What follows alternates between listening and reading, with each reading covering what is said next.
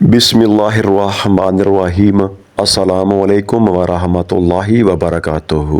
سیدنا ابو واقد اللیثی رضی اللہ تعالیٰ عنہ سے روایت ہے، وہ کہتے ہیں ہم رسول اللہ صلی اللہ علیہ وسلم کے ساتھ بیٹھے ہوئے تھے، وہاں سے 3 افراد کا گزر ہوا، ان میں سے ایک فرد متوجہ ہوا اور مجلس کے اندر خالی جگہ دیکھ کر وہاں بیٹھ گیا، دوسرا فرد لوگوں کے پیچھے ہی بیٹھ گیا اور تیسرا چلا گیا۔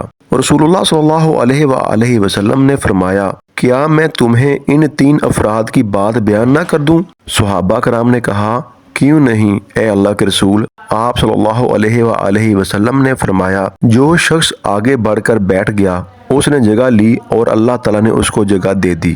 جو آدمی تمہارے پیچھے بیٹھ گیا پس اس نے شرم محسوس کی اور اللہ تعالیٰ بھی اس سے شرما گیا، اور جو فرد چلا گیا پس اس نے اعراض کیا اور اللہ تعالیٰ نے بھی اس سے اعراض کیا۔ نبی کریم صلی اللہ علیہ وآلہ وسلم نے ارشاد فرمایا، مسلمانوں میں جرم کے لحاظ سے سب سے برا وہ آدمی ہے جو ایسی چیز کے بارے میں سوال کرتا ہے جو حرام نہیں تھی، لیکن اس کے سوال کی وجہ سے لوگوں پر اس کو حرام کر دیا گیا۔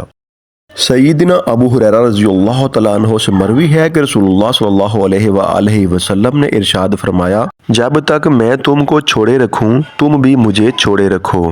تم سے پہلے والے لوگ کثرت سوال اور انبیاء پر اختلاف کرنے کی وجہ سے ہلاک ہو گئے۔ جس چیز سے میں تم کو منع کر دوں اس سے باز آ جاؤ، اور جس چیز کا حکم دے دوں اس پر حسب استطاعت عمل کرو۔